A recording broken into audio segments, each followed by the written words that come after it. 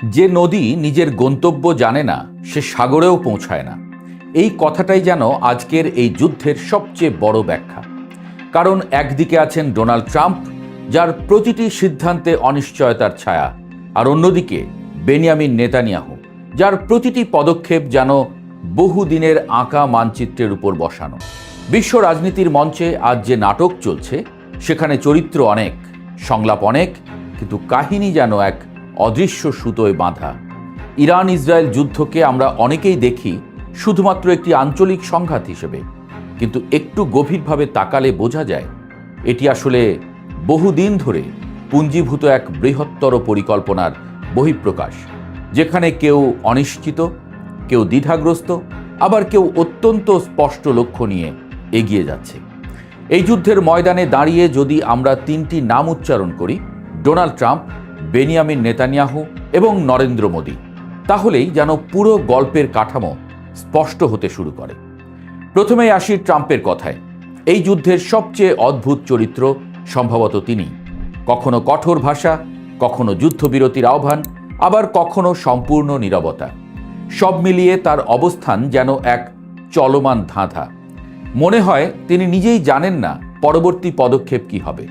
তার সিদ্ধান্তগুলো অনেকটা সময়, চাপ ও পরিস্থিতির উপর নির্ভরশীল, যেন একজন জুয়ারি যিনি টেবিলে বসে আছেন কিন্তু কার্ড খুলবেন কিনা সেই সিদ্ধান্ত নিতে পারছেন না।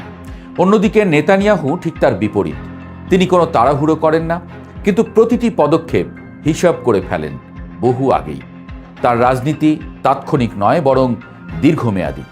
এই যুদ্ধের ভেতরে তার যে লক্ষ্য, তা শুধু ইরানকে দুর্বল করা নয়, বরং পুরো মধ্যপ্রাচ্যের শক্তির ভারসাম্য বদলে দেয়া। এখানেই আসে বৃহত্তর ইসরায়েল ধারণা। অনেকেই এটিকে শুধুমাত্র ভূখণ্ড দখলের স্বপ্ন হিসেবে দেখেন, কিন্তু বাস্তবে এটি একটি বহুমাত্রিক কৌশল। ভূখণ্ড দখল তার একটি অংশ, কিন্তু মূল লক্ষ্য হল প্রভাব, নিয়ন্ত্রণ এবং নির্ভরতা তৈরি করা। গাজায় যা ঘটেছে, পশ্চিম তীরে যা চলছে, এসব কোনো বিচ্ছিন্ন ঘটনা নয়। এক হিসাবে গত বছর গাজার জনগণকে তাদের আগের ছোট্ট ভূখণ্ডের মাত্র 12% জায়গার মধ্যে গুটিয়ে ফেলা হয়েছে। অন্যদিকে পশ্চিম তীরে ফিলিস্তিনিদের বিরুদ্ধে ধ্বংস ও উচ্ছেদের যে অভিযান চলছে, তা 1967 সালের 6 দিনের যুদ্ধের পর সবচেয়ে বড়। সেখানে ইসরায়েল তার নিয়ন্ত্রণ ও বসতি স্থাপনের পরিধি ক্রমাগত বাড়াচ্ছে। এগুলো একটি ধারাবাহিক প্রক্রিয়ার অংশ। গত কয়েক বছরে গাজার অবকাঠামো প্রায় সম্পূর্ণ ধ্বংস হয়ে গেছে। মানুষকে সংকুচিত করে ফেলা হয়েছে অতি সীমিত জায়গায়। পশ্চিম তীরেও একইভাবে ধীরে ধীরে বিস্তার ঘটছে। 2024 সালে বাশার আল আসাদের পতনের পর ইসরায়েল সিরিয়ার ভেতরে অঞ্চল দখল করেছে এবং দক্ষিণ লেবাননে আবার দখলদারির অঞ্চল তৈরি করছে। ইসরায়েলের সরকারে থাকা রিলিজিয়াস জায়োনিজম এবং জিউস পাওয়ার গোষ্ঠীর মন্ত্রীরা এবং লিকুদ দলের সংসদ সদস্যরা প্রকাশ্যে লেবাননে ইসরায়েলের সার্বভৌমত্ব ও বসতি স্থাপনের দাবি তুলেছেন। অর্থমন্ত্রী বেজালেল স্মোট্রিচ ইসরায়েলকে দামেস্ক পর্যন্ত বিস্তৃত করার কথা বলেছেন। নেতানিয়াহু নিজেও এই ধারণার সঙ্গে নিজের গভীর সংযোগের কথা জানিয়েছেন। তবে এই প্রেক্ষাপটে ইরান একটি বড় বাধা। কারণ ইরান শুধু একটি দেশ নয়, এটি একটি প্রতিরোধের প্রতীক, একটি ভারসাম্য রক্ষাকারী শক্তি। তাই ইসরায়েলের কৌশলগত চিন্তায় ইরানকে দুর্বল করা অত্যন্ত গুরুত্বপূর্ণ। যুদ্ধ শুরু হওয়ার আগেই নেতানিয়াহু যে পরিকল্পনার ইঙ্গিত দিয়েছিলেন, তা আরও বিস্ময়কর। নরেন্দ্র মোদীর সঙ্গে বৈঠকে তিনি যে ষড়ভুজ জোটের কথা বলেন, সেটি শুধু একটি সামরিক জোট নয়, এটি একটি ভূরাজনৈতিক কাঠামো। সেখানে ভারত, আরব দেশ, আফ্রিকা, ভূমধ্যসাগরীয় অঞ্চল সব কিছুকে একত্রে এনে একটি নতুন শক্তি কেন্দ্র তৈরি করার পরিকল্পনা রয়েছে, যার কেন্দ্রবিন্দু হবে ইসরায়েল। এই পরিকল্পনার আরেকটি দিক হল অর্থনীতি ও জ্বালানি। হরমুজ প্রণালী বা বাব আল মান্দাব, এই গুরুত্বপূর্ণ রুটগুলো যদি অস্থিতিশীল হয়, তাহলে বিকল্প পথ তৈরি করার প্রয়োজন হয়।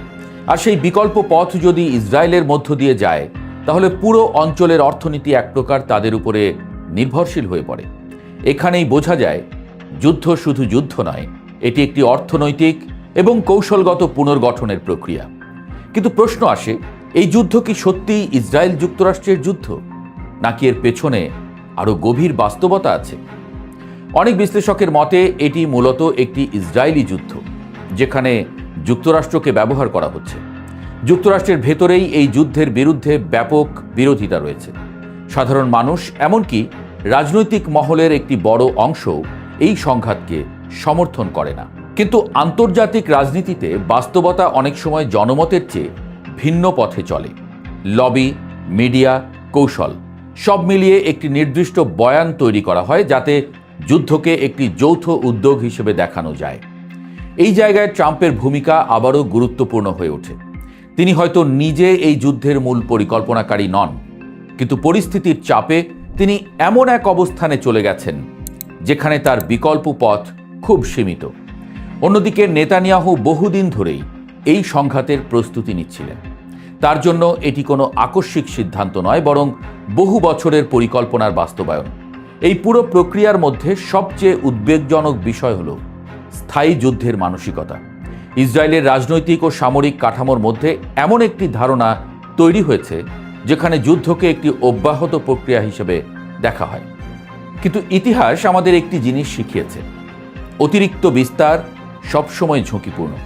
একটি রাষ্ট্র যত বেশি নিয়ন্ত্রণ বাড়ানোর চেষ্টা করে, তত বেশি প্রতিরোধের মুখোমুখি হয়। ইরান এই প্রতিরোধের একটি কেন্দ্রবিন্দু, কিন্তু একমাত্র নয়। পুরো অঞ্চলের মানুষ, বিভিন্ন গোষ্ঠী, এমনকি আন্তর্জাতিক মহল সব মিলিয়ে একটি জটিল প্রতিক্রিয়া তৈরি হতে পারে। তাই এই যুদ্ধের ভবিষ্যৎ অনিশ্চিত। যুদ্ধবিরতি হতে পারে, আবার ভেঙেও যেতে পারে। আলোচনায় সবাই ফিরতে পারে, আবার হঠাৎ করে সংঘাত তীব্র হয়ে উঠতে পারে।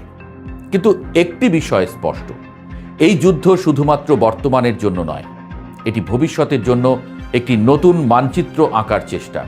আর সেই মানচিত্রে কে কোথায় দাঁড়াবে, কে শক্তিশালী হবে আর কে দুর্বল হয়ে পড়বে, সেই সিদ্ধান্তই নির্ধারণ করছে আজকের প্রতিটি বোমা, প্রতিটি মিসাইল, প্রতিটি বৈঠক, প্রতিটি ঘোষণা। শেষ পর্যন্ত এই যুদ্ধ কবে শেষ হবে তার উত্তর হয়তো এখনো কারো কাছে নেই। কিন্তু এতটুকু বলা যায়, এটি শুধুমাত্র একটি যুদ্ধ নয়, এটি একটি দৃষ্টিভঙ্গির লড়াই, একটি আধিপত্যের লড়াই এবং একটি ভবিষ্যৎ নির্মাণের লড়াই।